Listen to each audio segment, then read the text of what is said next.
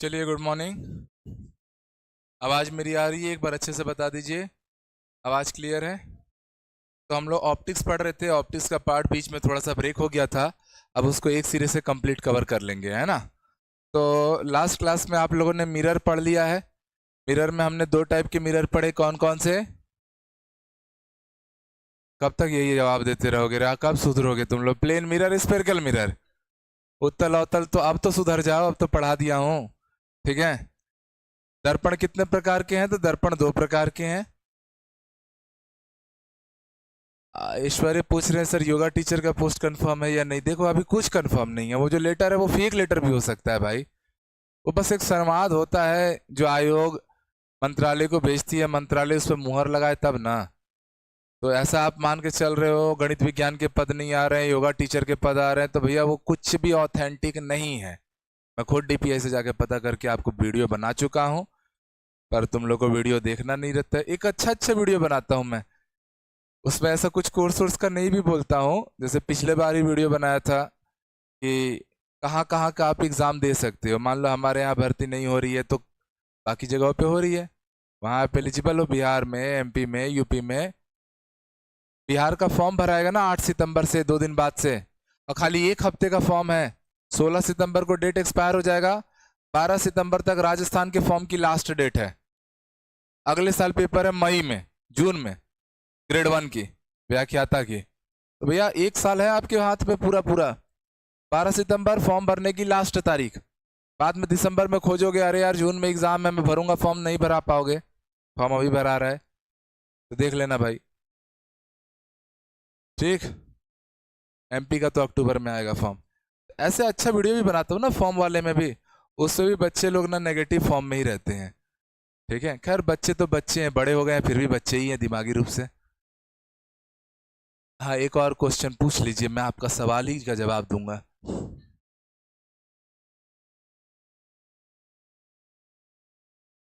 अब विद्यार्थियों को उलझाने के लिए डाले हैं, बिल्कुल बात सही है। सरकार खराब है हमारे यहाँ, मैं स्वयं स्वीकार करता हूँ इस बात को। मैं तो तुम लोग से अब अफसोस हो रहा है मेरे को मंत्री नहीं बनाए तो। कहता था मेरे को बनाओ मुख्यमंत्री, शिक्षा मंत्री, बात माने नहीं तुम लोग। पहले दिन लेटर साइन कर दिया रहता मैं। चलो जाने दो, अब झेलो तुम लोग। अब मैं मंत्री मंत्री बनूंगा तब तुम लोग का कल्याण होगा कुछ। आइए, अब आते हैं सर दर्पण से प्रतिबिंब रचना के नियम। दर्पण से प्रतिबिंब रचना के नियम, हेडिंग डाल लेंगे rule of image formation bye mirror. ये नियम, rule of image formation bye mirror.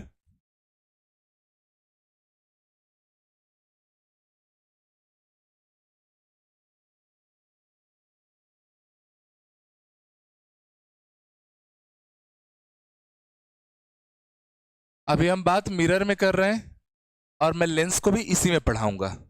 मैं अलग से आप लोग को लेंस के न्यूमेरिकल जो आते हैं ना, देखो इस चैप्टर में न्यूमेरिकल ही ज़्यादा पूछे जाते हैं, और वो न्यूमेरिकल लंबे बड़े बनते हैं। एलसीएम ओलसीएम अलग लेना रहता है, साइन कन्वेंशन पे अलग फोकस करना पड़ता है, नहीं तो गच्चा हो जाता है। तो इसीलिए ये सवाल पूछा जाता है, क्योंकि ये टफ वैरायटी के क्वेश्चंस में आया करते हैं। और आप लोग अभी परिचारक का पेपर देख लो, या पिछले साल बार का लैब अटेंडेंट का पेपर देख लो, शिक्षक भर्ती का देख लो, 2 से 4 सवाल आते हैं भाई। 4 सवाल का वेटेज केवल ये चैप्टर रख लेता है, ऑप्टिक्स रख लेता है।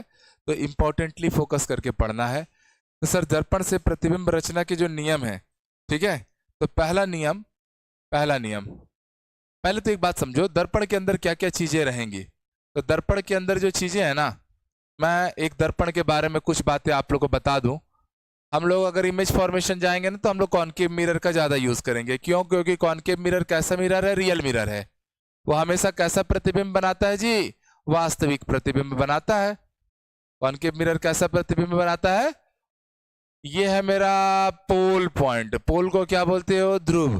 जैसे नॉर्थ पोल, साउथ पोल, उत्तरी ध्रुव, दक्षिणी ध्रुव, नाम सुने होंगे। ये जो पॉइंट है, जो आप किसी एक स्पेरिकल मिरर को बीचों बीच काटे हो, तो ये वाला पॉइंट उसका क्या रहा होगा? सेंटर। पर अब ये जो हो चुका है, ये कट चुका है। तो कटने के बाद ऐसे मान लो अलग हो चुका है, तो ये वाला जो पॉइंट रहेगा सेंटर, तो अभी भी वही रहेगा, बोलो हाँ या ना। पर अब ये एक स्पीयर नहीं है, अब ये क्या है, कर्व है। एक क्या है, कर्व। कर्व का मतलब होता है वक्र। वक्र और गोला में अंतर है। गोला पूरा 360 डिग्री है और वक्र पूरा परफेक्ट 360 डिग्री नहीं होता। कर्व का मतलब घुमाव, तो घुमाव का मतलब कंप्लीट घुमाव हो गया तो सर्कल बन गया, और अगर थोड़ा सा एंगल वाला घुमाव है तो फिर वो कर्व है। तो अब इसको कर्व का सेंटर बोलेंगे, इसलिए हम लोग इसको क्या नाम देते हैं, सेंटर ऑफ कर्वेचर, सीसी। क्या नाम देंगे जी, सेंटर ऑफ कर्वेचर। ठीक है, मैं यहां पे लिखूं क्या, एक एक लाइन लिख भी देता हूं भाई, ध्यान से समझिएगा थोड़ा सा बस theoretical point. Sir centre of curvature Hindi में क्या बोलेंगे, वक्रता केंद्र। वक्रता केंद्र, सेंटर ऑफ कर्वेचर। एक पूरा मिरर के बारे में ना थोड़ा एनालाइज करो, ये वक्रता केंद्र क्या होता है। तो सीधी सी बात है, वक्र का केंद्र, वक्र का केंद्र, वक्र का केंद्र। अब बात समझना, सर हमेशा आप जब एक कंप्लीट स्फीयर ले रहे थे, ये सेंटर था, तो यहां से इसके सरफेस तक का डिस्टेंस क्या कहलाता था, उसका रेडियस क्या कहलाता था। तो यहां पर तो अब ये वक्र है, कंप्लीट सर्कल है क्या जी। इस बार ये कंप्लीट सर्कल नहीं है, अब ये क्या बन चुका है, एक वक्र बन चुका है। वक्र बनता हुआ दिख रहा है, तो वक्र में अब जो त्रिज्या आएगी भैया, यहां से लेकर यहां तक का जो डिस्टेंस होगी, ये उसकी क्या कहलाएगी, रेडियस। पर कैसा रेडियस, वक्र का रेडियस। ठीक है, तो इसको हम लोग क्या नाम देंगे, रेडियस ऑफ कर्वेचर। ठीक है, वक्र का रेडियस मतलब रेडियस ऑफ कर्वेचर। दूसरा पॉइंट हम लोग क्या नाम देंगे, हिंदी में बोलेंगे वक्रता त्रिज्या। क्या बोलेंगे, वक्रता त्रिज्या। अंग्रेजी में नाम है रेडियस ऑफ कर्वेचर। एक मिरर अपने आप में एक कर्वेचर की तरह ही काम करता है, स्फीयर की तरह काम नहीं करता। ठीक है, छोटा छोटा पॉइंट है, जल्दी जल्दी पूछ। एक और क्वेश्चन है ऐश्वर्या जी, क्वेश्चन सीटेट मान्य है कि नहीं। हाँ बिल्कुल मान्य है, छत्तीसगढ़ में सीटेट बिल्कुल वैलिड है। बिहार में भी सीटेट प्राइमरी के लिए, मिडिल के लिए वैलिड है।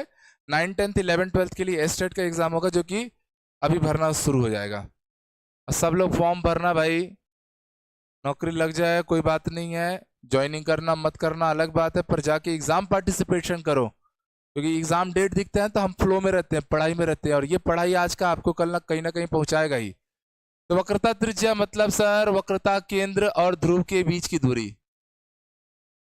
वक्रता केंद्र व ध्रुव के मध्य दूरी, के मध्य की दूरी। इंग्लिश वाले लिख लेंगे distance between centre of curvature and pole. ये रहा मेरा पोल पॉइंट और यह रहा सेंटर ऑफ कर्वेचर पॉइंट। इनके बीच की दूरी हमारी क्या कहला रही है, वक्रता त्रिज्या। फिर तीसरा पॉइंट आता है, सर ध्रुव के बारे में लिखवाना भूल गया, ले ध्रुव बोले तो पोल। ठीक, लिखिएगा दर्पण के सतह पर, दर्पण के सतह पर लेना है ना, हवा में नहीं लेना इसको। सतह पर वह बिंदु जहां से समस्त दूरियां मापी जाती हैं, समस्त दूरियां मापी जाती हैं। पोल के बारे में लिख लीजिएगा, a point on the surface of mirror, a point on the surface of mirror from where every distance measured, a point on the surface of mirror from where every distance measured। ठीक, उसे हम ध्रुव कहेंगे। एक इसी में एक और point आता है सर, फोकस बिंदु, फोकस बिंदु अंग्रेजी में हम लोग नाम देंगे sir focus point, focus point. ठीक, फोकस पॉइंट क्या है sir, mid point of C and P. C क्या है, सेंटर ऑफ कर्वेचर। तो हिंदी वाले लिखेंगे वक्रता केंद्र और ध्रुव का मध्य बिंदु, वक्रता केंद्र और ध्रुव का मध्य बिंदु, ये है मध्य बिंदु, क्या कहलाता है, फोकस बिंदु कहलाता है, फोकस पॉइंट कहलाता है। समझ में आ गया।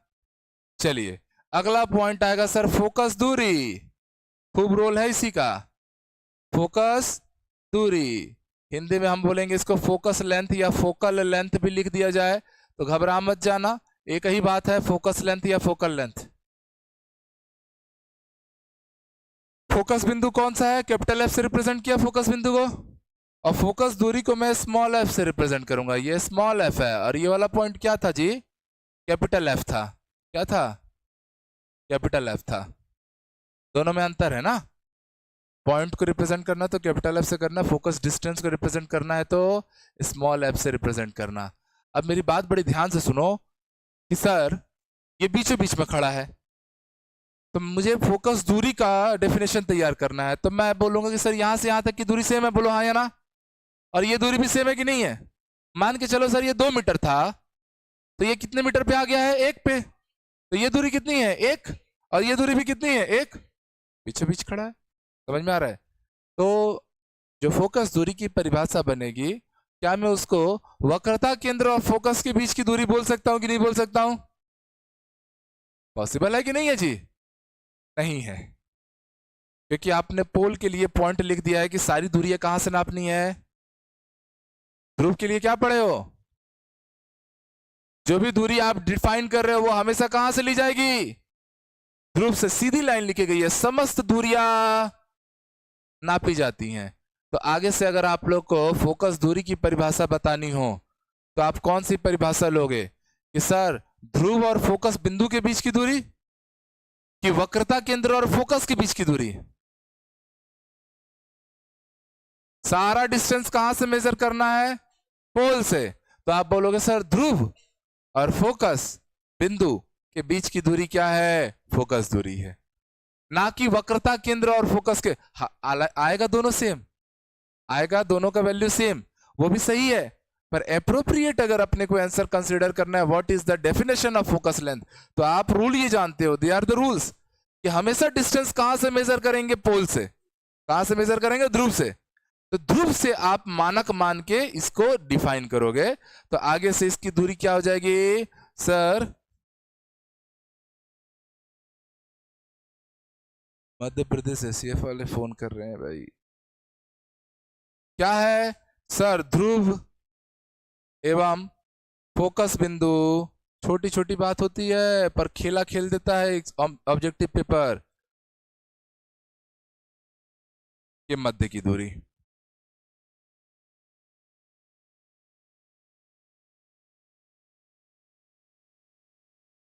समझ में आया। अच्छा अब ये बात समझो, सर ये कितना मीटर था, 2 मीटर, रेडियस ऑफ कर्वेचर मैंने मान लिया कितना है, वो कहां से कहां तक है, सेंटर ऑफ कर्वेचर से पोल के बीच का डिस्टेंस है, और फोकस पॉइंट बिल्कुल बीचों बीच है, तो ये कितना है, 1, ये कितना है, तो मैं ये बात समझता हूं कि सर स्मॉल एफ r/2 है कि नहीं है। अगर मुझे रेडियस ऑफ कर्वेचर 2 मीटर पता है तो फोकस लेंथ, ये है ना फोकस लेंथ आपका, हमेशा डिस्टेंस कहां से नापना है, पोल से, तो पोल और फोकस के बीच में मौजूद दूरी फोकस दूरी फोकल लेंथ के नाम से जानी गई, और ये हमेशा रेडियस ऑफ कर्वेचर का क्या होता है, आधा होता है। तो अगर आपसे कह दिया जाए, क्या कह दिया जाए कि सर आपके पास फोकस लेंथ 10 सेंटीमीटर का है, तो रेडियस ऑफ कर्वेचर कितना हो जाएगा, 20 सेंटीमीटर, 2 गुणा 10, आर जो है 2f के बराबर है, या मेरे पास फोकस रेडियस ऑफ कर्वेचर दिया है 10 सेंटीमीटर का, तो फोकस लेंथ कितना आ जाएगा, 5 सेंटीमीटर, r/2 कर दिया, सिंपल रिलेशन है, आपस में एक दूसरे से डिटरमाइन हो जाएंगे, r पता है तो f मिल गया, f पता है तो r मिल गया, चल जाएगा। चलिए तो ये हो गया बेसिक। अब आते हैं इमेज फॉर्मेशंस के रूल। हम ना ये बेसिक इंफॉर्मेशन डाल दो ना, basic information related to mirror.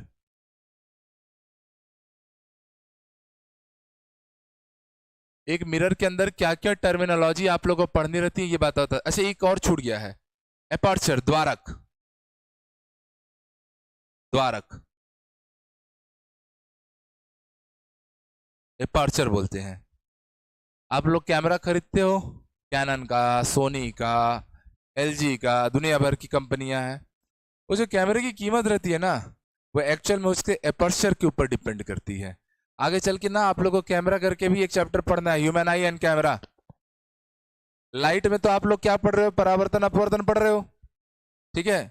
बाद में एक दूसरा चैप्टर आएगा मानव नेत्र, और मानव नेत्र अपने आप में एक कैमरा है, तो मानव नेत्र और कैमरा करके अलग से पढ़ना पड़ता है, तो कैमरा भी हमको पढ़ना है।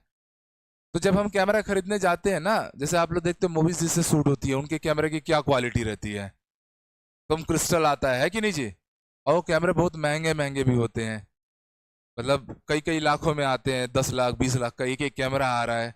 हमारे घर में तो इतनी हैसियत नहीं होती है, ठीक है। एक लेंस टूट जाए तो घर वाले पीठ तोड़ देते हैं। तो अपर्चर क्या है, तो समझिएगा सर, ये जो हमारा एक कर्व बना है ना, ये कर्व जो होता है, ये जो परपेंडिकुलर डिस्टेंस लेता है ना, एक्चुअल में इतना ज्यादा नहीं रहता है। कोई भी आप लोग अपने कोई चश्मा पहना है क्या? 1 मिनट के लिए चश्मा चाहिए था, या होगा यहाँ पे चश्मा होगा, नहीं तोड़ूंगा ना, ये चश्मा नहीं है क्या, देना देना, हाँ ये देखो ये चश्मा है, मैं स्मार्ट हो गया हूँ। पावर वाला है, नहीं है ना, हाँ ठीक है। तो ये जो चश्मा है, ये चश्मे का आप लोग जो मिरर देख पा रहे हो, दिख रहा ना सबको चश्मे का मिरर, अरे ये लगा है, लेंस लगा है, तो वो ऐसा है क्या एकदम, वो ना तो एकदम स्ट्रेट है, प्लेन है क्या? आप कभी भी चश्मा उठा के आप देखना तो एकदम प्लेन भी तो नहीं है, थोड़ा सा क्या है, हल्का सा टिल्टेड रहता है, ज्यादा टिल्टेड, मतलब ऐसा वाला बना है, यस और नो।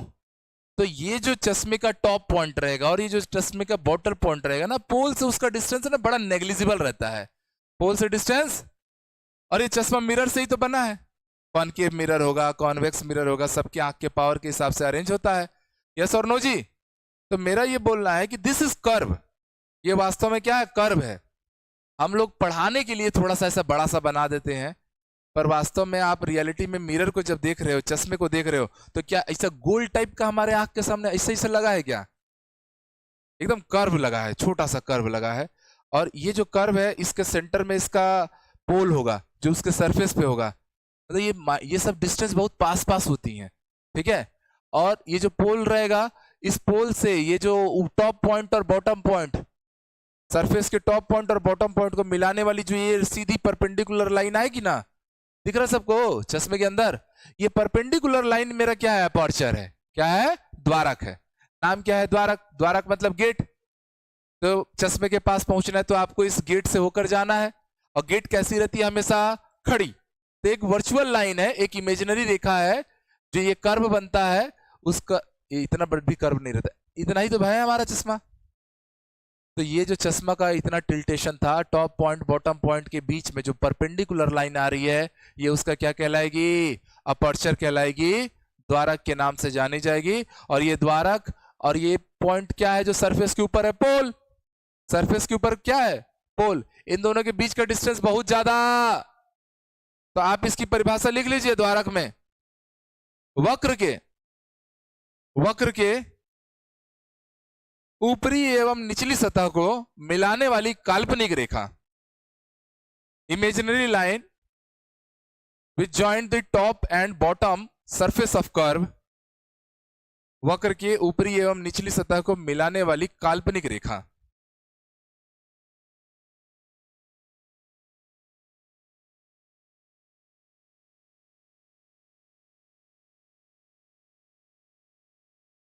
ठीक है, समझ में नहीं आ रहा है, पुराना वीडियो जाके देखिए, पूरा मिरर का पोस्टमार्टम कर दिए थे, कॉनकेव कॉन्वेक्स कैसे करना है सब बताया गया है वहां पे।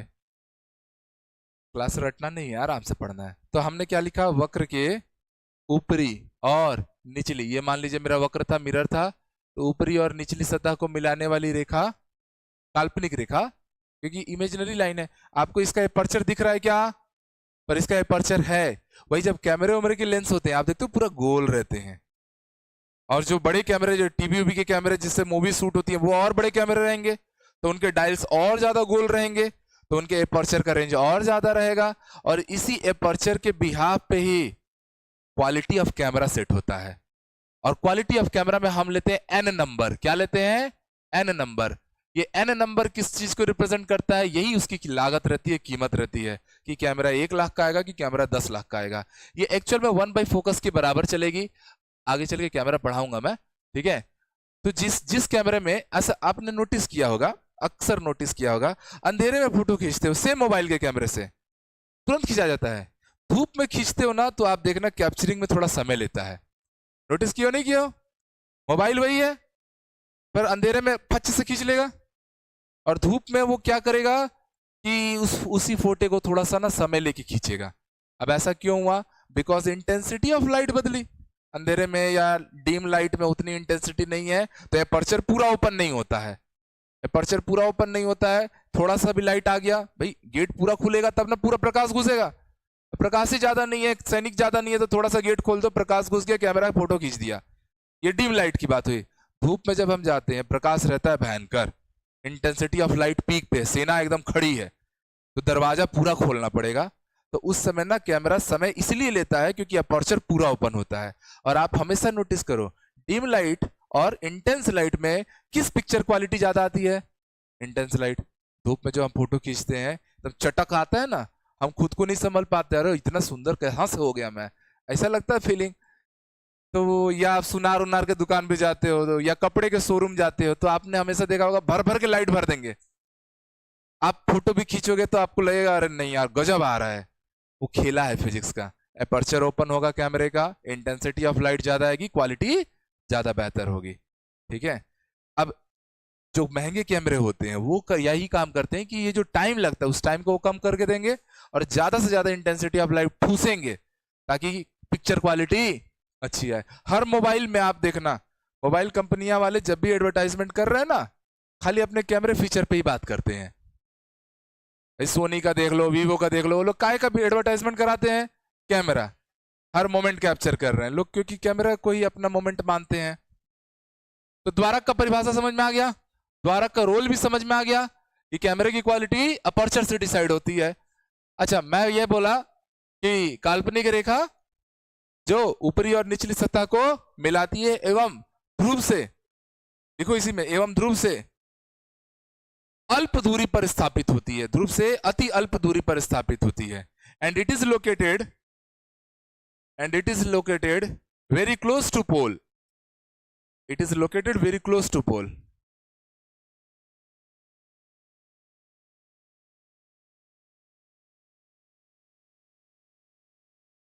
लकी पूछ रहे हैं सर टीचर भर्ती का नोटिफिकेशन कब तक आएगा, उसमें साइंस मैथ्स का पोस्ट रहेगा कि नहीं रहेगा? देखिए वो जो लेटर आप लोग का वायरल हुआ है ना, वो बहुत ऑथेंटिक लेटर नहीं है, पर हाँ अपने को अगर पता चल रहा है कि अगर ऐसे ही दुविधाएं हो सकती हैं, छत्तीसगढ़ की बात कर रहा हूँ, तो भैया शिक्षा मंत्री बने हुए हैं, रोज उनको 3 टाइम सेवा दो, नाश्ते में, खाने में, डिनर में पहुंचे रहो उनके यहाँ तख्ती लेके, गणित विज्ञान हिंदी सबका निकालो करके, ठीक है। अभी कुछ भी क्लियर नहीं है क्योंकि सरकार ठीक नहीं है। अब हम लोग पढ़ाई करते हैं। दर्पण से प्रतिबिंब रचना के नियम, पहला नियम आपने दर्पण को अभी अभी देखा, ठीक। अच्छा इसमें एक लाइन और लिख लो, एक लाइन और लिख लो, द्वारक लिख लिया ना परिभाषा, एक और लाइन, प्रिंसिपल एक्सिस, मुख्य अक्ष, मुख्य अक्ष, प्रिंसिपल एक्सिस, मुख्य अक्ष।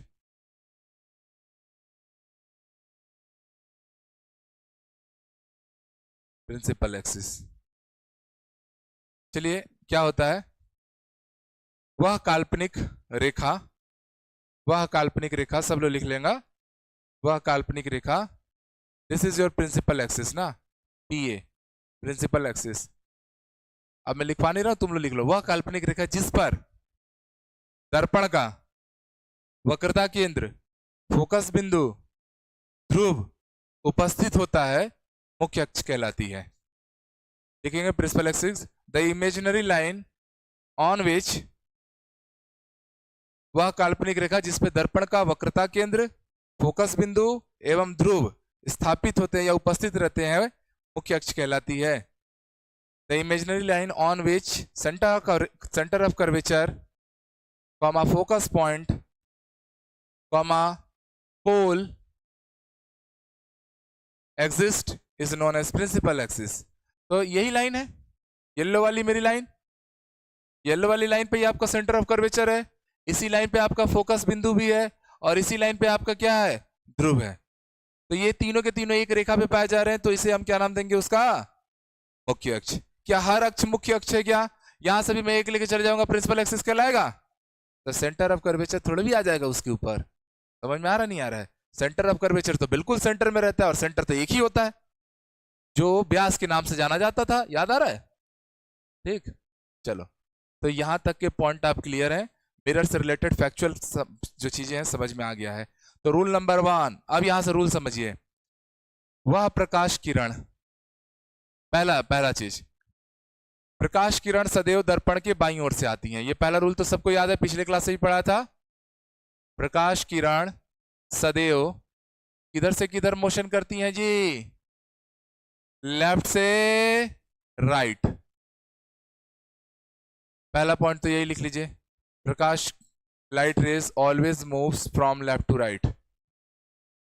Light rays always moves from left to right. अब मैंने पिछले क्लास में कौन पॉजिटिव कौन नेगेटिव ये बात मैंने पढ़ा दी थी कि भैया जो लाइट के डायरेक्शन में रहेगा उसको आपको क्या लेना है, पॉजिटिव। जो लाइट के अपोजिट डायरेक्शन में रहेगा उसको आपको क्या लेना है, नेगेटिव।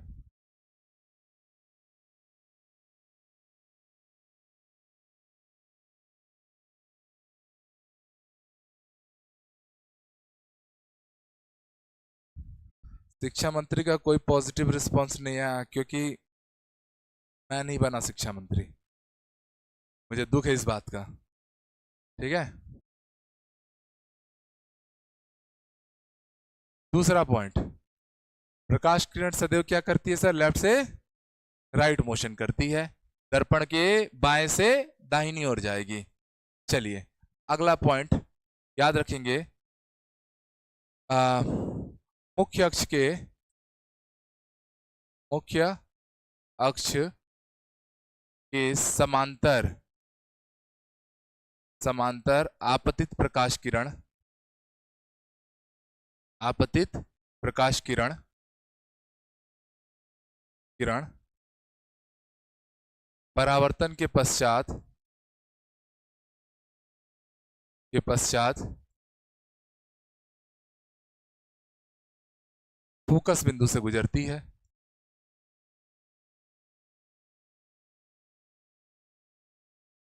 बिंदु से गुजरेगी। ठीक, डायग्राम बना बना के सीखना है कि सर अगर मान लीजिए ये मेरा एक ऐसा मिरर है, ये उसका प्रिंसिपल एक्सिस है, मुख्य अक्ष, मुख्य अक्ष में कौन आएगा, सेंटर ऑफ कर्वेचर, फोकस, और कौन आएगा, ध्रुव। बाहर से मैंने पॉलिशिंग कर दिया, कॉनकेव मिरर टाइप का बना दिया। चलिए मान लीजिए यहाँ से प्रिंसिपल एक्सिस के पैरेलल अगर कोई लाइट रे आ रही है, ठीक है, प्रिंसिपल एक्सिस के पैरेलल प्रकाश किरणें आ रही हैं। प्रकाश किरण हमेशा कहाँ से कहाँ जा रही है, लेफ्ट से जा रही है ना जी, डायरेक्शन क्लियर है।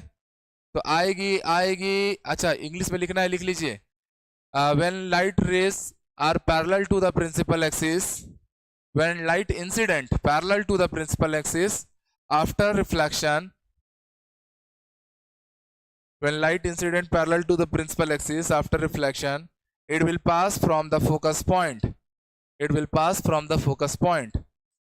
तो मैं क्या कहता हूं कि भैया ये है मेरा प्रिंसिपल एक्सिस, बोलो हाँ या ना। प्रिंसिपल एक्सिस से लाइट क्या हो रही है, इंसिडेंट हो रही है ना। इसी को हम लोग कहां से आ रही है, तो सर अनंत से आ रही है। याद रखना एक इंपॉर्टेंट पॉइंट और, अनंत से आने वाली प्रकाश किरण हमेशा मुख्य अक्ष के समांतर होती है।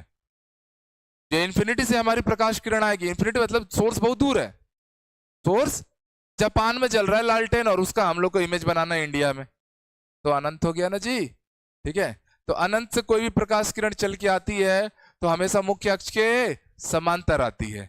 और रूल क्या कहता है कि सर मुख्य अक्ष के समांतर जो भी प्रकाश किरण आएगी टकराएगी, टकराने के बाद कहां से जाएगी, फोकस बिंदु से जाएगी, टकरा के कहां से जाएगी, फोकस पॉइंट से। तो ये रूल समझ में आया।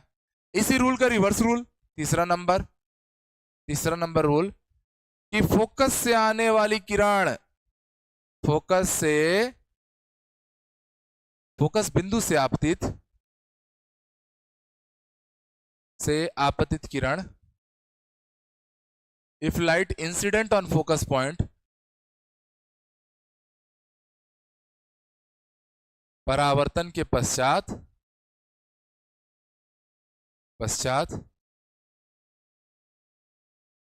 मुख्य अक्ष के समांतर, मुख्य अक्ष के समांतर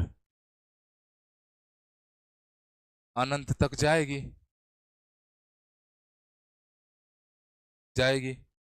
ठीक है। इंग्लिश वाले लिख लेंगे, if light ray incident on focus point, then after reflection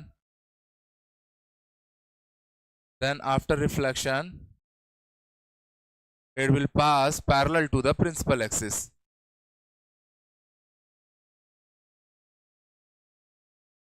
ठीक, सेंटर ऑफ कर्वेचर है, फोकस है, पोल है, ये कौन सा एक्सिस हो गया? Principal axis. इस बार क्या बोला था क्या बोला था कि लाइट जो है वो कहां से इंसिडेंट हो रही है? फोकस पॉइंट पे इंसिडेंट हो रही है, फोकस बिंदु से गुजर रही है, टकराएगी, टकराने के बाद वो कहां चले जाएगी?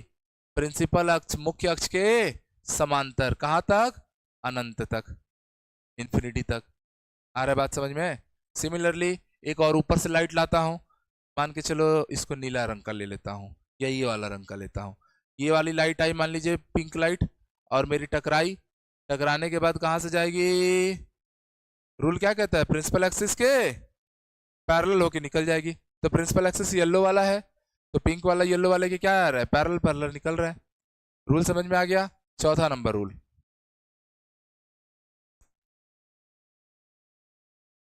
चौथा रूल, यदि प्रकाश किरण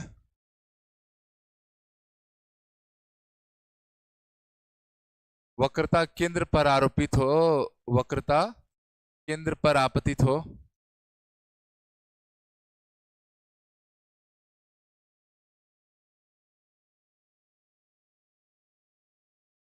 if light ray incident on centre of curvature, तो परावर्तन के पश्चात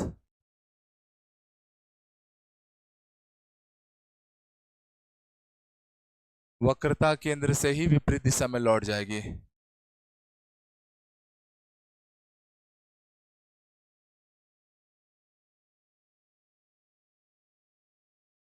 विपरीत दिशा में लौट जाएगी, दिशा में लौट जाएगी, लौट जाएगी। कहना क्या चाहता है भाई? कहना ये चाहता है कि अगर हमारा लाइट रे जो है, ठीक है जी, ये पोल है, ये फोकस है, ये सेंटर ऑफ कर्वेचर है, ज़्यादा दूर दूर ले लिया हूँ, पास कर देता हूँ। ये मान लीजिए ये फोकस है, ये है हमारा सेंटर ऑफ कर्वेचर, ठीक, ये मेरा मिरर है। क्या बात कही गई आपसे कि सर अगर कोई लाइट रे कहाँ पर इंसिडेंट करे? सेंटर ऑफ कर्वेचर पे। ये आई थी, आई आई आई, टकराई, टकराने के बाद बाहर से तो पॉलिश हो रखा है, तो बाहर जाएगी क्या? नहीं, टकराने के बाद इसी सेंटर ऑफ कर्वेचर से यह वापस लौट जाएगी। मतलब जहां से आई थी वैसे ही लौट जाना है, अगर वो पॉइंट क्या है? सेंटर ऑफ कर्वेचर है तो। ठीक, तो तीन ही मेन रूल है, इसी से आपका इमेज फॉर्मेशन बनाने का है। अगर पैरेलल आ रही है तो कहां से जाएगी? फोकस से। फोकस से आ रही है तो कहां से जाएगी? पैरेलल। और अगर सेंटर ऑफ कर्वेचर पे आ रही है तो सेंटर ऑफ कर्वेचर से ही वापस उसको लौट जाना है। ठीक, एक और चौथा रूल, पांचवा नंबर रूल,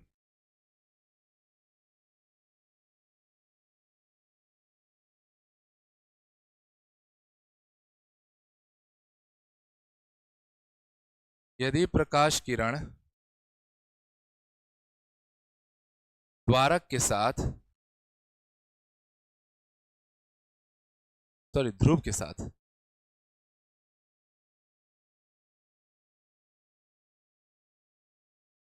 ध्रुव के साथ थीटा कोण बनाते हुए आपतित हो रही है,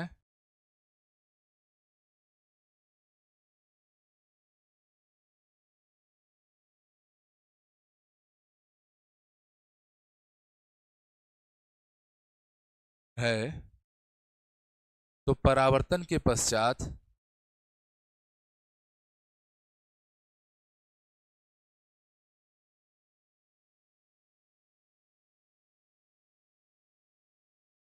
समान कोण विपरीत दिशा में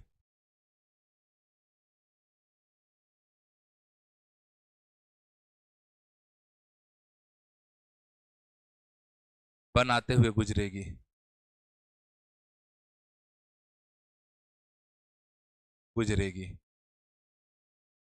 ठीक है, इंग्लिश वाले लिखना चाहे तो लिख लीजिए। If light ray is incident with angle theta on pole, if light ray is incident with angle theta on pole, then after reflection, if light ray is incident with angle theta on pole, then after reflection it will pass with same angle but in opposite direction. It will pass with same angle but in opposite direction. ठीक, चलिए इस बार light को कहां लाना है? पोल पे। ये है मेरा पोल पॉइंट। मान के चलिए मेरी एक लाइट रे आई है ऐसा, जो पोल के साथ आ रही है। आने का ये सिंबल डाला मैंने, एरो डाला। ये एंगल कितना है? थीटा है। तो आई है तो भैया जाएगी भी, तो अगर पहले थीटा डिग्री बना है तो बाद में भी थीटा एंगल ही बनेगा। बट अब क्या होगा, तो अब इसका डायरेक्शन बदल गया है। पहले आप देखिए तो सर ये नॉर्थ है, ये वेस्ट है, ये ईस्ट है और ये साउथ है। तो पहले नॉर्थ वेस्ट में आ रही थी, इधर आ रही थी, और अब टकरा गई है। टकरा के कहां चले गई है? साउथ वेस्ट में। कहां चले गई है? डायरेक्शन विपरीत हो गया ना। पहले आपका उत्तर पश्चिम में आ रहा था, अभी आपका दक्षिण पश्चिम में चले गया है। पर एंगल बदलेगा क्या? नहीं। तो दे आर द 4 रूल्स। इन्हीं के आधार पे आप लोग को इमेज फॉर्मेशन करने हैं।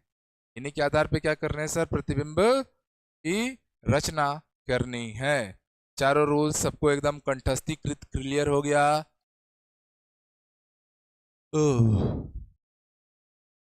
सबको डायग्राम बना बना के समझाया हूं ताकि कोई दिक्कत ना हो किसी को भी। ठीक, तो डायरेक्शन क्यों बदल गया? एंगल नहीं बदलेगा, डायरेक्शन बदल जाएगा। इंग्लिश वाले भी लिख लिए हैं। चलो अब आते हैं सर अवतल दर्पण द्वारा प्रतिबिंब रचना। भटभट पढ़ लेंगे एकदम जल्दी जल्दी, क्योंकि हम सारी बातें तो समझ चुके हैं। अवतल दर्पण द्वारा प्रतिबिंब रचना, हेडिंग डाल लीजिए image formation by concave mirror. अब एकदम सुंदर सुंदर शब्दों में सुनते जाना है। Image formation by plane mirror. चाहता तो मैं डायरेक्ट लिखवा देता, बट मैं बोलता हूं कि भैया थोड़ा चलो एक क्लास लग जाए, पर कॉन्सेप्ट में कमी ना रहे। By concave mirror, image formation by concave mirror. Concave mirror बोला था ना मैं, कि प्लेन बोल दिया था? हाँ, गलती से प्लेन बोला गया था। तो image formation by concave mirror. Plane mirror का तो हम लोग इमेज पढ़ चुके हैं। उसके लिए एन लाते थे 360 डिग्री डिवाइडेड बाई थीटा करके, फिर चेक करते थे वो इवन है कि ऑड है कि फ्रैक्शन है, वो सब मैं पढ़ा चुका हूँ। चलिए, तो पहला नंबर कंडीशन, हमारा ऑब्जेक्ट कहाँ है जी? वस्तु जो है वो कहाँ रखी गई है? अनंत पर। कहाँ रखी गई है? Infinity, at infinity. इन्फिनिटी का अर्थ होता है कतई बहुत दूर, बहुत दूर। भारत में लालटेन लेकर खड़े हो और अफगानिस्तान में आप मिरर लेकर खड़े हो, ऐसा कंडीशन हो रहा है। बहुत दूर पे आप लोग को इमेज फॉर्मेशन करनी है। ठीक, तो अब हमको पता है कि यहाँ पर मैं आ रहा हूँ इमेज फॉर्मेशन को देखने। तो 2-3 चीजें तो हमेशा जो कॉमन रहती हैं कि भैया ये पॉइंट जो प्लेन मिरर पे मिरर पे रहेगा वो पोल है, ये फोकस है, और ये क्या है? सेंटर ऑफ कर्वेचर है। तो आपने तो ये बात पहले से पढ़ रखा है कि भैया अगर कोई भी ऑब्जेक्ट अनंत पर है, अनंत से हमेशा जो प्रकाश किरणें आती हैं वो कैसी आती हैं? प्रिंसिपल एक्सिस के समांतर आती हैं। तो एक ऊपर से ले लो, एक नीचे से ले लिया मैंने। एक ऊपर से एक नीचे से ले लिया। आया लाइट। अब ये लाइट यहाँ टकराया है, टकराने के बाद कहां से जाएगा? ये वाला लाइट कहां से जाएगा? एक बात समझिए, what is meaning of image? प्रतिबिंब क्या है? छोटा बड़ा बना बड़ा वो बात की बात है, प्रतिबिंब कब बनता है या प्रतिबिंब होता क्या है एक्चुअल में? क्या एक सिंपल प्रकाश किरण प्रतिबिंब रचना कर सकती है? तो याद रखना, प्रतिबिंब का निर्माण तब होता है जब प्रकाश किरणें एक दूसरे को इंटरसेप्ट करे, काटे। जहां पर इंटरसेप्ट लाइट होती है वहीं पर हमारा इमेज बनता है, प्रतिबिंब बनता है। तो एक अकेली लाइट खुद को कैसे काट पाएगी? तो याद रखना, आपको ये सवाल पूछा है और ये सवाल यूपीएससी ने पूछा है कि एक प्रतिबिंब रचना के लिए कौन सा कथन असत्य था, ऐसा करके उसने कूट बना के क्वेश्चन डाला हुआ था। तो उसमें ये पॉइंट था कि एक प्रकाश किरण से प्रतिबिंब की रचना संभव है क्या? नहीं है। ये उस कूट वाले प्रश्न का एक छोटा सा सेगमेंट था कि एकल प्रकाश कभी भी कोई प्रतिबिंब नहीं बना सकती, क्योंकि प्रतिबिंब बनने के लिए, इमेज फॉर्मेशन के लिए लाइट का इंटरसेप्ट होना जरूरी है, प्रतिच्छेद होना जरूरी है। जैसे ये देखो, ये नीचे उतरी, ये ऊपर चढ़ी, दोनों ने एक दूसरे को एफ पॉइंट पे क्या किया? इंटरसेप्ट कर दिया, काट दिया। तो जहां पर एक दूसरे को काटती हैं वहीं पर बनता है हमारा प्रतिबिंब। तो प्रतिबिंब के लिए कंडीशन ये है कि प्रकाश की किरणें एक दूसरे को काटनी जरूरी है। दूसरा कि भैया वो प्रकाश किरण कम से कम 2 या 2 से अधिक हो, 500 भी हो सकती है, 50,000 भी हो सकती है, पर एक अकेला प्रकाश प्रतिबिंब नहीं बना सकता। अच्छा, प्रतिबिंब हमको दिखाई कब देता है? मेरा शैडो ना आप लोगों को बोर्ड में दिखाई दे रहा होगा, दिख रहा होगा? मुझे दिख रहा है क्या? नहीं, क्यों? क्योंकि तुमने अपनी आंखें सामने रख के देख रही हैं। मेरा जो है पीछे का क्या लिखा है नहीं लिखा है मुझे दिख रहा है क्या? नहीं, पर आप लोग को दिख रहा है। क्यों? क्योंकि यहाँ से लाइट जो निकल रही है आपके रेटिना में एंटर कर रही है, तो आप देख पा रहे हो। मुझे इधर की चीजें दिख रही हैं, वो आपको दिख रही है क्या? मुझे दिख रहा है, इधर दरवाजा है, वाटर जार है, माइक लगा है, पंखा लगा है ना? तो कोई भी चीज हमें तब दिखाई देती है जब वो चीज रिफ्लेक्शन कर वर के हमारे रेटिना में एंटर करे। मेरा सिंघम की तरह पीछे तो आंख है नहीं, उसका था पीछे, तो पीछे की चीजें देख लेता था। अपना तो हम होमोसिपियंस है, सिंघम है नहीं, तो हम पीछे के जो चीजें आ रही हैं वो मेरे आंखों में है, इसलिए मुझे पीछे का दिखाई नहीं दे रहा है। आपको आपके पीछे का नहीं दिखाई दे रहा है, क्योंकि आप भी होमोसेपियंस है, सिंघम नहीं है। सिंघम थोड़ा विचित्र होमोसेपियंस था, उसके में सांप वाले गुण धर्म थे। सांप की आंखें कहाँ रहती हैं? मेढक और सांप के ऊपर, वो पूरा देखता है 270 डिग्री तक पूरा। इंसान 135 डिग्री देखता है, वो सभी 70 डिग्री तक का हमारा विजन जो रहता है अच्छा रहता है। 70 डिग्री के इधर उधर थोड़ा सा हम लोग को ऐसे ऐसे करना पड़ता है, ठीक है?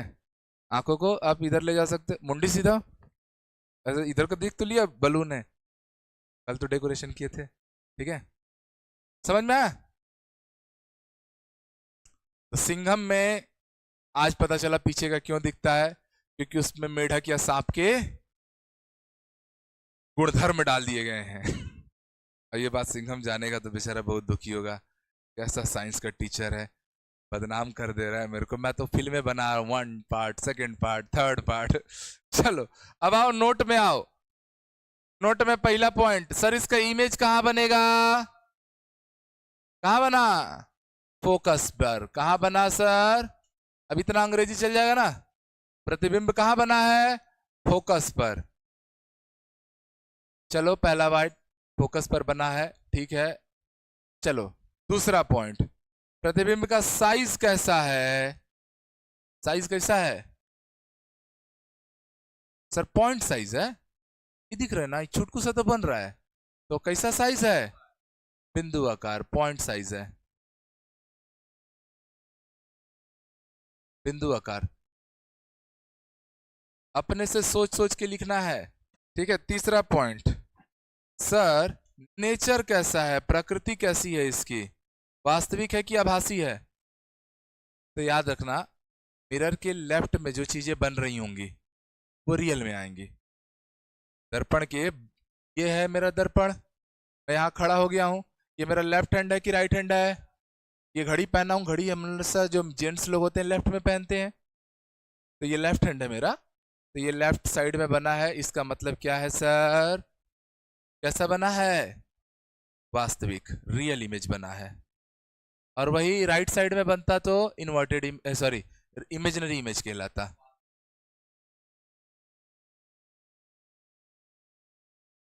नहीं, वास्तविक का मतलब ये होता है कि आपको प्रत्यक्ष दिखेगा।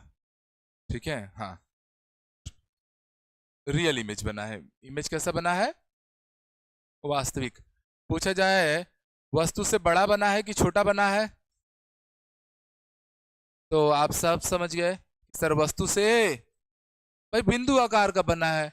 वस्तु कोई कैंडल हो सकता था, कोई बड़ा सा लाइट हो सकता था, तो वो तो अपना एक अपना वॉल्यूम रखा है, साइज रखा है, ये उसके साइज के बराबर है क्या जी? तो ये वस्तु से छोटा, वस्तु से छोटा प्रतिबिंब।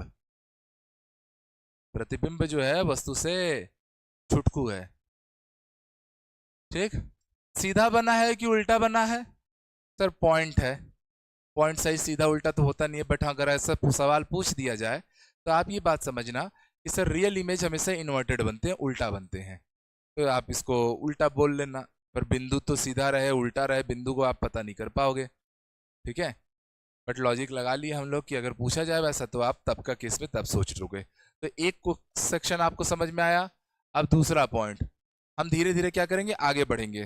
तो अब हमारा ऑब्जेक्ट कहाँ था? अनंत पे था। इस बार हमारा ऑब्जेक्ट जो है, वस्तु जो है वो कहाँ रखा जाए भाई? वस्तु को हम वक्रता केंद्र के पीछे रख रहे हैं। वक्रता केंद्र के पीछे। रटो मत, एकदम से सिंपलिसिटी के साथ ना सीखते जाओ, क्योंकि ये चीजें मुझे भी पता है आप लोग को बहुत परेशान की रही होंगी और एग्जाम में आता गड़बड़ी भी करते हो आप, कभी गड़बड़ी नहीं होगी। Behind the centre of curvature, क्या रख रहा हूं? Behind the centre of curvature.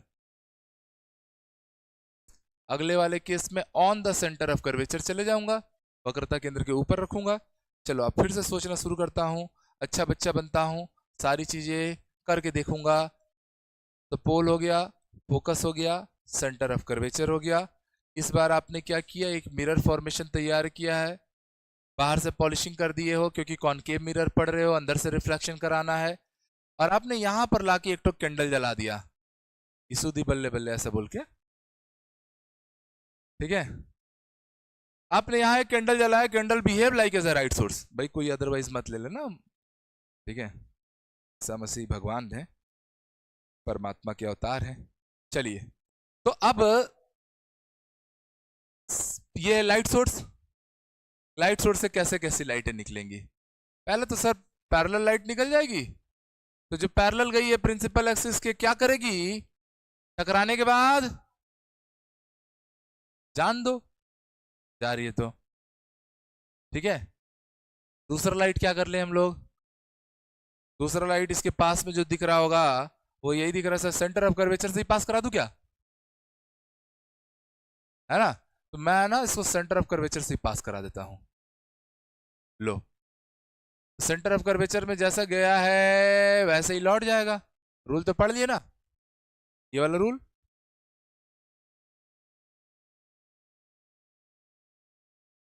ये वाला सर जो सेंटर ऑफ कर्वेचर से गुजरता है वो इसी बिंदु से बाउंस बैक कर जाता है, रिटर्न बैक हो जाता है।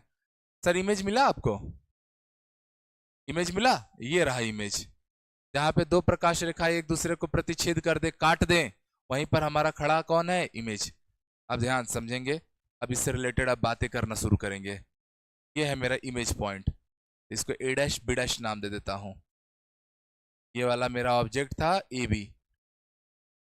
चलिए अब आइए नोट में, चलो बताना शुरू करो। पहला पॉइंट, इमेज पोजीशन कहाँ आया है? पोजीशन ऑफ इमेज कहाँ है? तो आप इस बार समझ पा रहे हो, जब आपका वस्तु वक्रता केंद्र के पीछे रखा है तो जो इमेज आया है, image between C and F आया है। वक्रता केंद्र और फोकस बिंदु के बीच में हमारा इमेज आ रहा है, नहीं आ रहा है?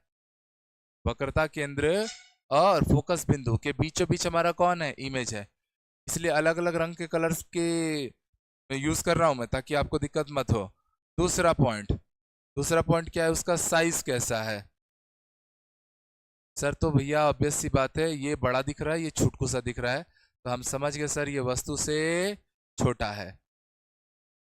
मतलब डिमिनिश, डिमिनिश साइज का है, छोटा साइज का है, वस्तु से छोटा, डिमिनिश लिख लो या स्मॉलर देन ऑब्जेक्ट लिख लो। तीसरा नंबर पॉइंट, उसका नेचर बता दो मेरे भाई, उसको नटूरे मत पढ़ देना, इट्स नेचर। इसमें तो नटूरे ही पढ़ोगे क्या, अटूरे। ऐसे ही फ्यूचर को क्या पढ़ोगे, फुटूरे। देखो क्या लिखा है, फुटूरे पढ़ते मगर फ्यूचर है, इसलिए इंग्लिश अच्छा नहीं लगता है। फुटूरे लिख के फ्यूचर पढ़ते हैं, नटूरे लिख के नेचर पढ़ते हैं। तो नेचर है ये, नेचर कैसा है जी, रियल बना है कि इमेजिनरी बना है? सर ये है पोल, पोल के लेफ्ट में बना है कि राइट में?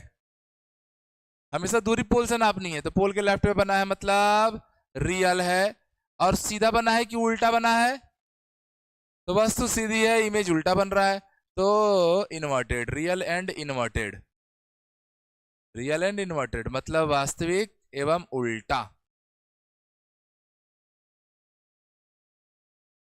जनरली जो रियल इमेज होते हैं, जनरली वर्ड यूज कर रहा हूं, हमेशा के लिए एकदम अप्रोप्रिएटली नहीं बोल रहा हूं, रियल इमेजेस उल्टी बनती हैं, इन्वर्टेड ही बनती हैं, 100 में से 95% में तो बनती ही बनती हैं। चलो अगला पॉइंट, सॉरी चौथा पॉइंट, क्या, कुछ नहीं। अच्छा इसका मैग्निफिकेशन के वैल्यू देखूंगा मैं, लीनियर मैग्निफिकेशन, लीनियर मैग्निफिकेशन, इसको रेखीय आवर्धन बोलेंगे। थोड़ा और नया नया चीज जोड़ देता हूं मैं इसमें, ये सब चीजें किताबों में नहीं मिलेंगी, इसलिए मैं बोलता हूँ कि जब मैं साइंस पढ़ाऊँ, जो नोट्स आप बना रहे हो ना, वो आपकी कई एनसीईआरटी की किताब से भी बेहतर रहेंगे। 13 साल से तो यही है। चलिए, तो मैग्निफिकेशन जो है वो एक्चुअल में क्या होता है सर, इमेज का साइज अपॉन ऑब्जेक्ट का साइज, बोलो हाँ या ना। तो इस बार इमेज बड़ा है कि ऑब्जेक्ट बड़ा है? ऑब्जेक्ट बड़ा है, इमेज क्या है, छोटा है। मतलब ये दो है और ये क्या है, 5 है, ये 2 है और ये क्या है, तो 2/5 कर रहे हो, आंसर 0.4 आ रहा ना। मतलब अपन समझ गए कि सर मैग्निफिकेशन की जो वैल्यू है वो लेस देन 1 है, मैग्निफिकेशन की वैल्यू क्या हो गई, लेस देन 1। तो आपसे ना ये सब तो किताबों में लिखा रहता है, आपसे अच्छा सवाल पूछेगा तो ये पूछ देगा, सर एक अवतल दर्पण के लिए वस्तु वक्रता केंद्र के पीछे रखी गई है, उसके रेखीय आवर्धन के लिए क्या सही है। अब इस पे सवाल अटैक कर देगा कि सर उसका मैग्निफिकेशन बराबर 1 होगा, 1 से बड़ा होगा, 1 से छोटा होगा, निम्न में से कुछ कोई नहीं, ऐसा डाल देगा। तो सोचना पड़ेगा कि सर अगर वक्रता केंद्र के पीछे रखी गई है मतलब प्रतिबिंब छोटा होगा, वस्तु बड़ी होगी, तो प्रतिबिंब की जगह पे आपने 2 रख दिया, इसकी जगह पे 5 रख दिया, आपकी मर्जी जो संख्या लेना है लो। आंसर मैंने चेक किया तो magnification will be less than 1। तो इस तरीके से आपको सोच के आंसर रिप्लाई करना पड़ेगा। और वो आजकल डूब डूब के क्वेश्चन पूछते हैं, ऊपरी तौर पे पूछते नहीं है, क्योंकि उनको छांटना है लाखों की भीड़ में से कुछ चुनिंदा चयनित लोगों को। ठीक है,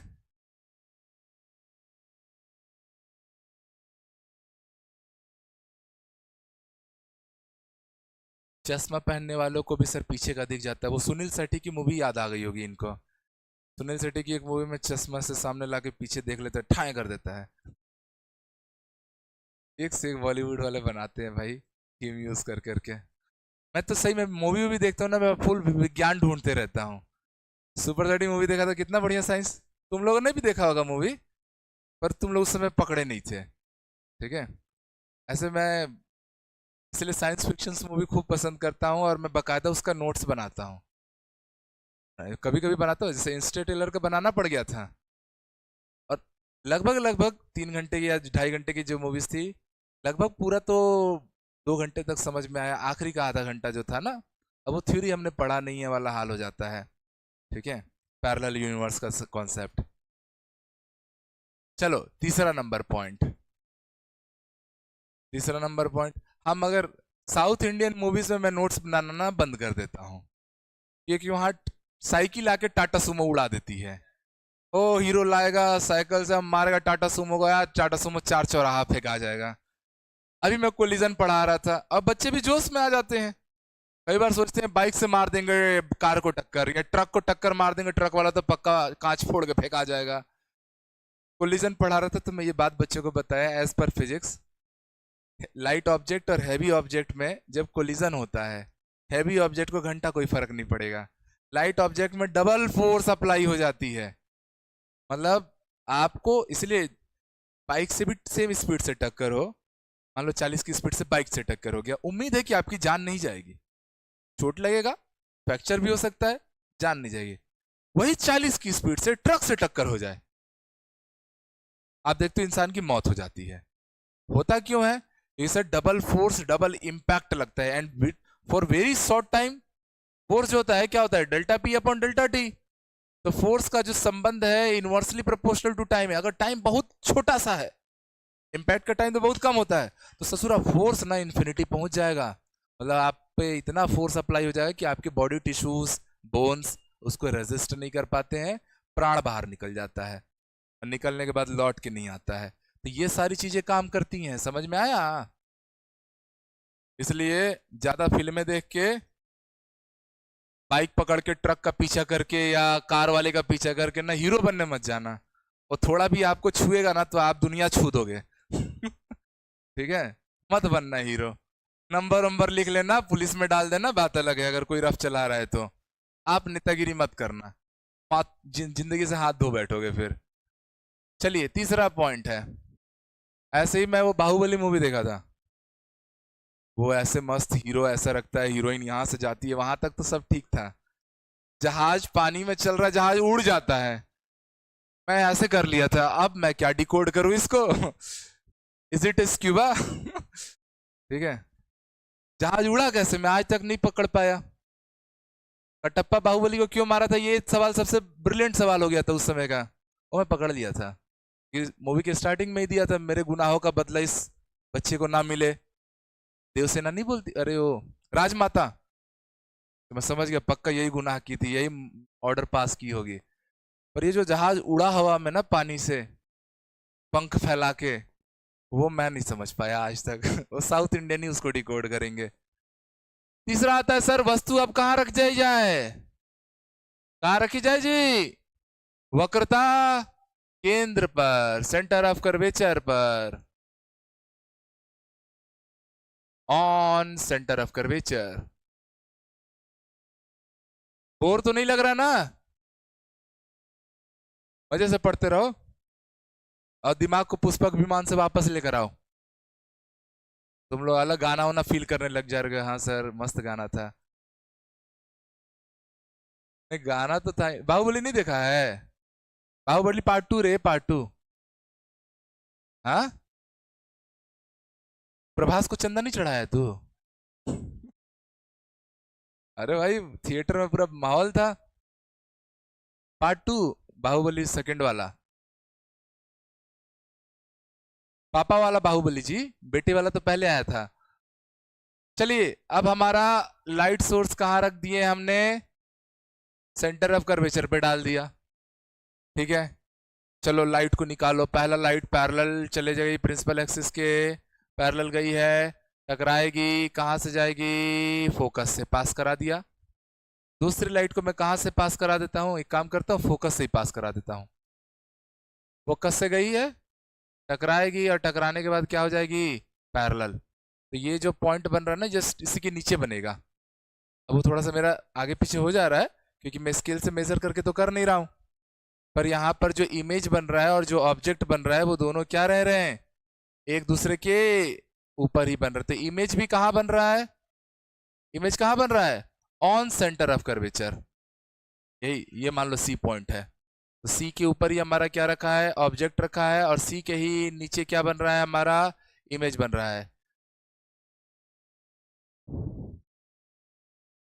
तो जो अगर वस्तु वक्रता केंद्र पर रखी गई है तो प्रतिबिंब भी कहाँ प्राप्त होगा, वक्रता केंद्र पर।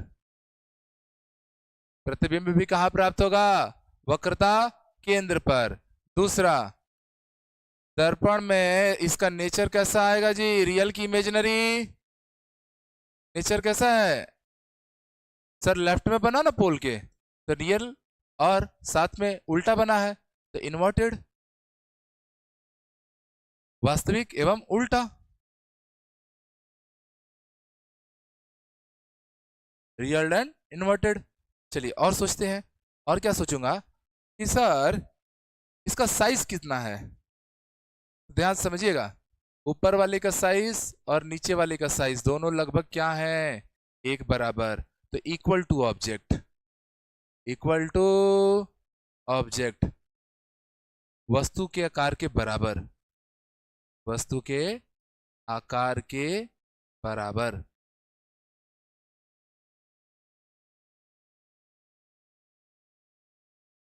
चलो मैग्निफिकेशन ले लूं मैं, मैग्निफिकेशन आई अपॉन ओ होता है। इस बार आपको पता है कि सर इमेज और ऑब्जेक्ट दोनों आपस में क्या है, तो मैग्निफिकेशन की वैल्यू, तो आपसे अब ये सवाल पूछ देगा, यही होता है खेल।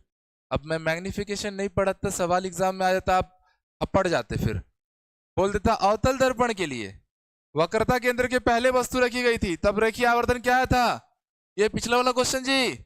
वक्रता केंद्र के पीछे थी तो रेखीय आवर्धन की वैल्यू लेस देन 1 आई थी, और अगर वक्रता केंद्र के ऊपर वस्तु रख दी गई है तो रेखीय आवर्धन का मान कितना हो गया, 1 हो गया। कितना हो गया, 1 हो गया। तो ये बात समझ पा रहे हो कि हाँ, ये गाना आ गया, पंछी बोले है क्या, पिया सुन ले सुनो, है ना, ऐसा ही करके रहा होगा।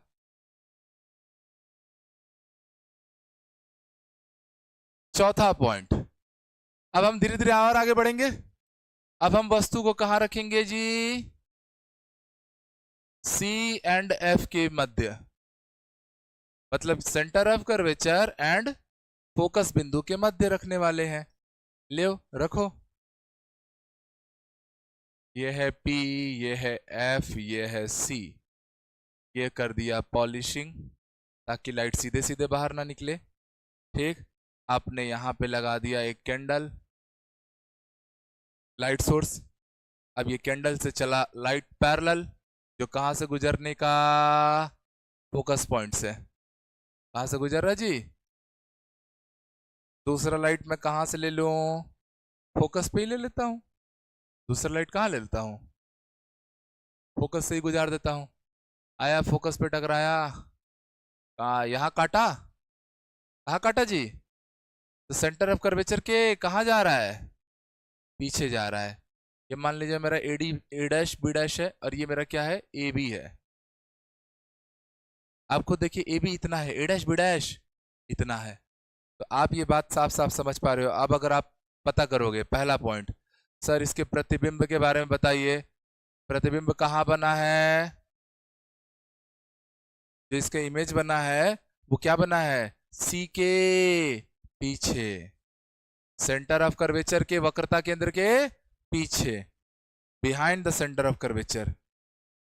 सबको दिख रहा है ना एकदम अच्छे से, इसलिए अलग अलग कलर भी यूज कर रहा हूं ताकि लाइट आपको दिखाई दे कि कौन कैसे गया, कहां से कैसे गुजर रहा है। दूसरा, सर अगर मैं इसका नेचर निकालना चाहूं, रियल है कि इमेजिनरी है जी, तो पोल पे खड़े हो तुम, पोल के पीछे दिख रहा है, तो ये फिर से क्या हो गया, रियल। इस लाइन के प्रिंसिपल एक्सिस के ऊपर बना है कि नीचे बना है, तो नीचे बना है तो उल्टा बना है। प्रिंसिपल लाइन के ऊपर आता तो हम लोग बोलते मुख्य अक्ष के ऊपर आया तो सीधा बनता। तो फिर से बोला real and inverted, real and inverted, वास्तविक एवं उल्टा। इतना अंग्रेजी चला लोगे ना, ठीक। साइज की बारे में बात हो रही है सर, तो इस बार बताइए इमेज और ऑब्जेक्ट, ये ऑब्जेक्ट है ये इमेज है, कौन बड़ा दिख रहा है,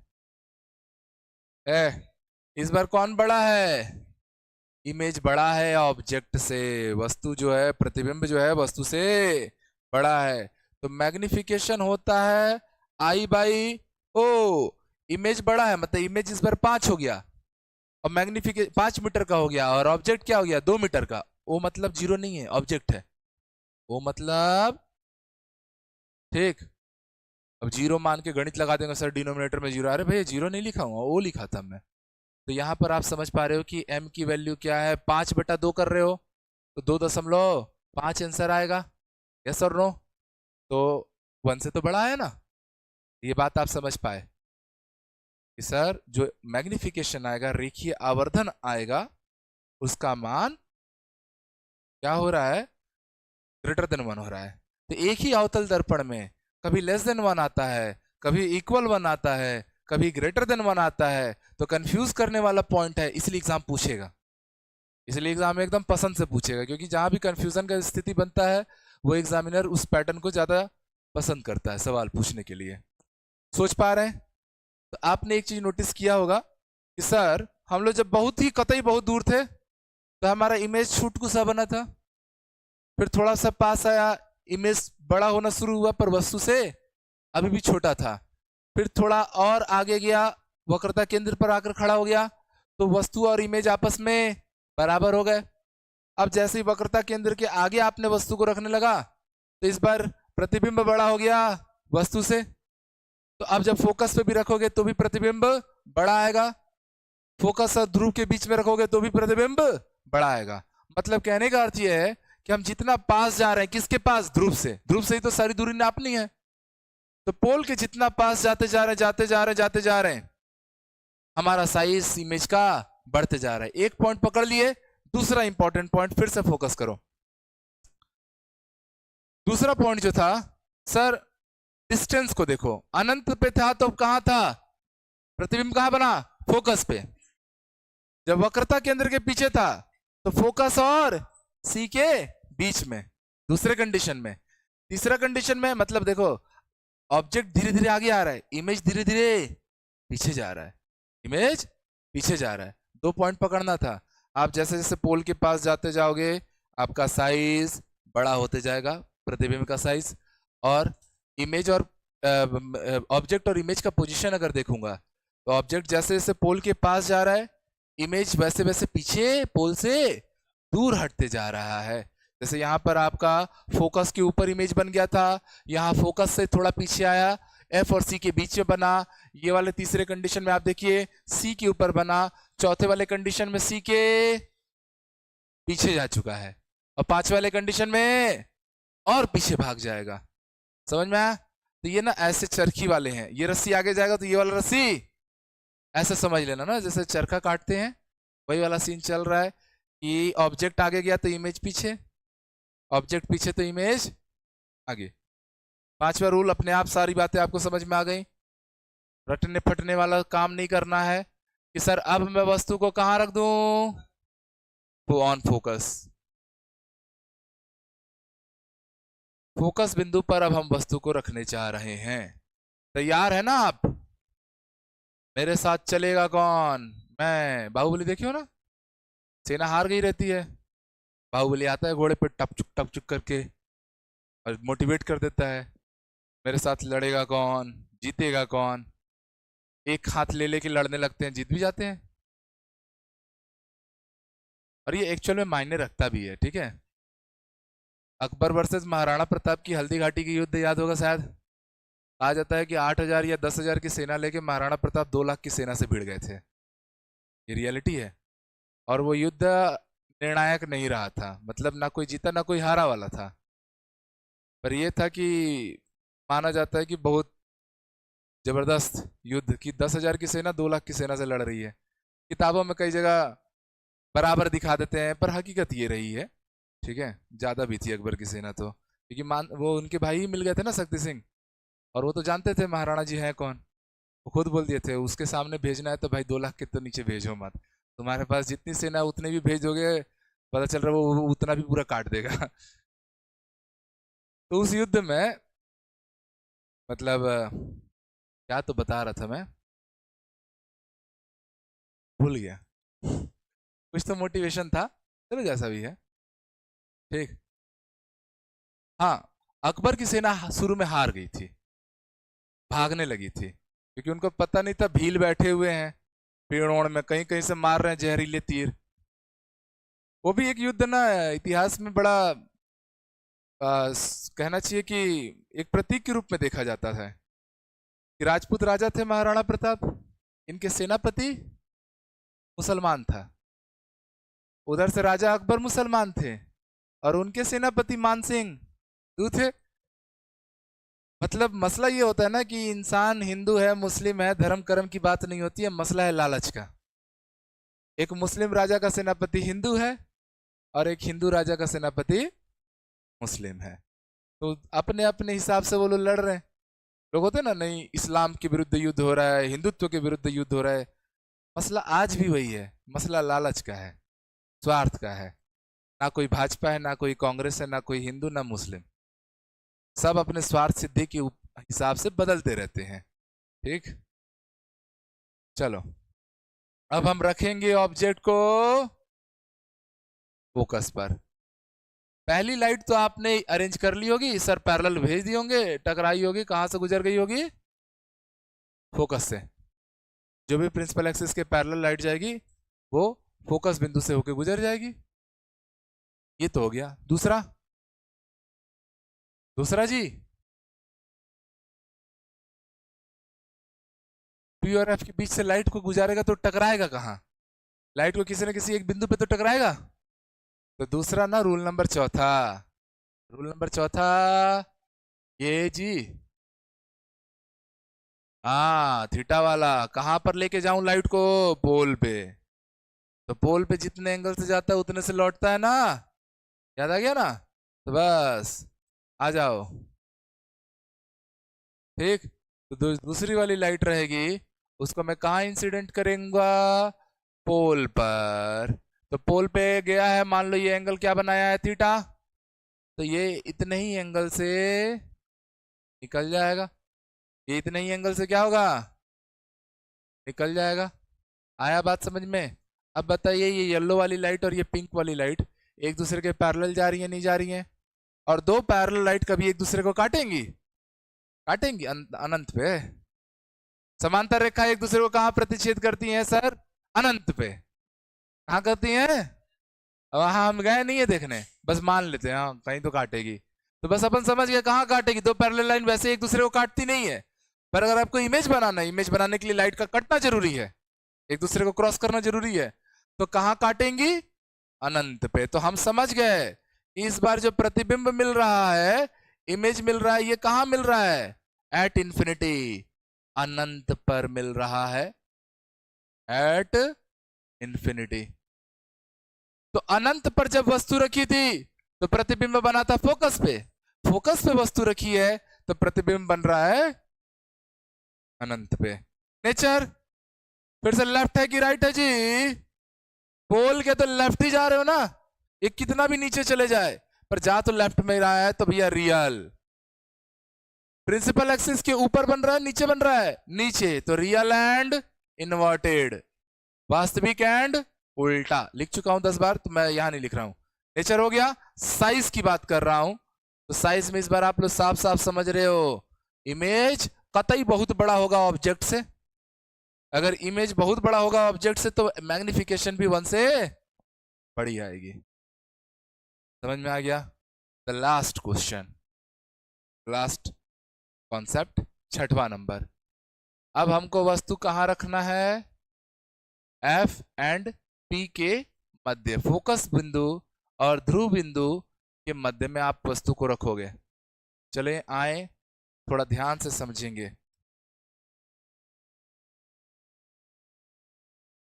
दिस इज पॉइंट पोल, और ये क्या है सर? हमारा फोकस पॉइंट है एफ, ये है मेरा सेंटर ऑफ कर्वेचर सी। यहां पर मैंने एक कैंडल जला दिया, उनकी यादों में, है ना? मतलब सुन लो, अबे हंसता है, खराब लड़का है ये वो जिंदा है बे, ऐसे तुम मार दे रहे हो कैंडल जला के। चलो, तो यहां से लाइट गई है पैरेलल, कहां से गुजरेगी? फोकस से। कहां से गुजरी? एक लाइट तो हो गया ये। दूसरा कहां से गुजारूं? पोल पे डाल दूं? ये लाइट चली गई पोल पे, तो ये भी कुछ ऐसा होके निकलेगा। समझ में आ रहा है? Hold a minute. पोल पे गया है, ऐसा होके निकलेगा। ये दोनों पैरेलल है क्या? नहीं है। जब पैरेलल नहीं है तो अनंत पे कभी काटेंगे भी नहीं। ये इधर भाग रहा है, ये इधर भाग रहा है, दोनों हमेशा दूर भागेंगे, कभी एक दूसरे को काट पाएंगे क्या? तो क्या यहाँ पे प्रतिबिंब हमको बनता हुआ नहीं दिखेगा, पर बन सकता है। बन सकता है, हमें क्या करना है? तो सर इसको थोड़ा पीछे कर लो, इसको थोड़ा पीछे खींचो, खींच दिया, सेम आप इसको ऑरेंज कलर का करते हैं ना, ये ऑरेंज कलर का था तो ऑरेंज लाइट, इसको मैं पैरेलली पीछे खींच सकता हूं ना जी। सेम ये लाइन निकली थी, इस लाइन को भी पैरेलली पीछे खींचूं, तो जब मैं इसको पैरेलली पीछे खींचा तो मुझे दिख रहा है कि सर यहाँ पे एक ऐसा बिंदु आ रहा है जहां पे आपस में काटते हुए प्रतीत हो रहे हैं, काटते हुए प्रतीत हो रहे हैं, वास्तव में कट रहे हैं क्या? नहीं, हमको ऐसा लग रहा है कि सर कहीं पीछे, इधर तो काटेंगे ही नहीं, काटेंगे नहीं तो इमेज बनने का सवाल नहीं पैदा होता, पर जब मैं पीछे पीछे खींचा ना तो ऐसा समझ में आया सर यहाँ पर काट सकते हैं। तो अब आप बताइए कि सर जो प्रतिबिंब बन रहा है, प्रतिबिंब उसकी स्थिति कहाँ है? सर दर्पण के दाहिनी ओर, दर्पण के दाईं ओर। और जो दर्पण के दाईं ओर है, जो दर्पण के दाईं ओर है उसका साइज कैसा है? तो साफ दिख रहा है सर, ये इतू सा है और इमेज हमारा इतना बड़ा है, तो इस बार तो साफ दिख रहा है सर इमेज जो है वो वस्तु से बड़ा है। अच्छा दर्पण के दाहिनी ओर बना है, दर्पण के दाहिनी ओर बना है तो उसका नेचर कैसा है जी? उसकी प्रकृति कैसी है? काल्पनिक है। कैसा है? काल्पनिक और सीधा। मतलब सर वर्चुअल बोल लो, इमेजिनरी बोल लो, आपकी अपनी इच्छा है, इमेजिनरी या वर्चुअल एंड इरेक्ट, सीधा, इरेक्ट एंड वर्चुअल। चौथा पॉइंट, मैग्निफिकेशन की वैल्यू आई बाई ओ होती है, तो यहां से भी आप समझ गए मैग्निफिकेशन 1 से क्या आ रहा है? बड़ा आ रहा है। ठीक, चलो तो कुल मिला जुला के यहां तक में आपको सारी बातें समझ में आ गई हैं। ठीक, तो कॉनकेव मिरर में नोट करके एक लाइन बस लिख दे रहा हूं कि जब आपने कॉनकेव मिरर के लिए बात किया, उत्तल दर्पण के लिए बात किया, आपने 6 कंडीशन बनाया जिसमें से 5 में रियल और 1 में वर्चुअल इमेज मिला, यस और नो? तो भैया 6 में से 5 सवाल सही किया है, एक गलत हो गया है उससे, तो आप उसको पास करोगे कि फेल कर दोगे? पास कर दोगे, 80% नंबर लाए ना जी। ठीक है, इसलिए इसे हम क्या नाम देंगे? वास्तविक दर्पण। तो आपसे ये सवाल पूछा जाता है अवतल दर्पण कैसा दर्पण है? तो सर अवतल दर्पण एक रियल मिरर है। क्यों रियल मिरर है? बात समझ में आया? क्योंकि हमने 6 कंडीशन आपकी आंख के सामने बनाए, 5 में तो रियल इमेज ही बन रही है। ठीक,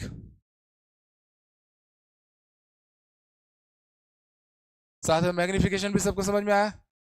तो आपसे अगर ये पूछा जाए समतल दर्पण का रेखीय आवर्धन कितना होता है, हमने पढ़ रखा है 1, अवतल दर्पण का कितना होता है? समतल दर्पण का 1 होता है, प्लेन मिरर का 1 पढ़े हो ना? समतल दर्पण फोकस लेंथ इन्फिनिटी, मैग्निफिकेशन 1 पढ़ा चुका हूं। पर अवतल दर्पण की बात की जाए तो सर डिपेंड ऑन कंडीशन, 1 भी हो सकता है, लेस देन 1 भी हो सकता है, ग्रेटर देन 1 भी हो सकता है।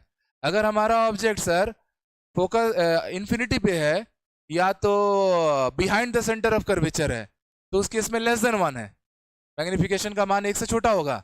अगर सेंटर ऑफ कर्वेचर पे ही हमारा ऑब्जेक्ट रखा हुआ है, वक्रता केंद्र पर हमारी वस्तु है, तो उस समय हमारा मैग्निफिकेशन का वैल्यू 1 होगा।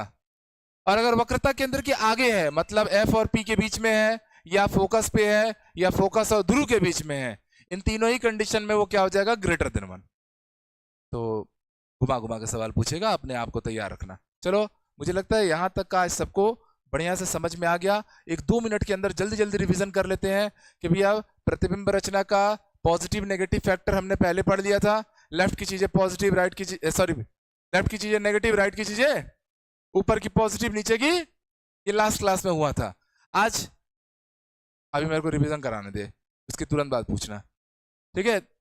दर्पण से प्रतिबिंब रचना के नियम हम पाए तो पहला तो यही बात समझे कि भैया प्रकाश हमेशा कहां से लेना?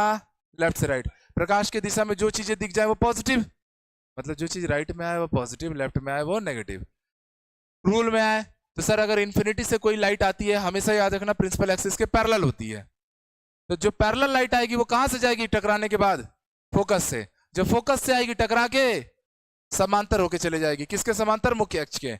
और जो वक्रता केंद्र पर आएगी वो वक्रता केंद्र से ही वापस लौट जाएगी। जो द्वारक पर आएगी, सॉरी पोल पर आएगी, ध्रुव पर थीटा एंगल बना के, वो वही थीटा एंगल बना के अपोजिट डायरेक्शन में लौट जाएगी। ये हो गया हमारा दर्पण के प्रतिबिंब रचना का नियम। फिर हम लोग अवतल दर्पण से प्रतिबिंब रचना के नियमों को पढ़ना शुरू किए। इसी के सवाल एग्जाम में ज्यादा आते हैं। क्यों ज्यादा आते हैं? क्योंकि यही वास्तविक दर्पण है, जो वास्तविक होगा उसी को तो पूछेगा। ठीक है, तो हमने 6 अलग अलग चीजें पढ़ी कि ऑब्जेक्ट अनंत पे है तो प्रतिबिंब फोकस से बनेगा, पॉइंट साइज बनेगा, रियल बनेगा।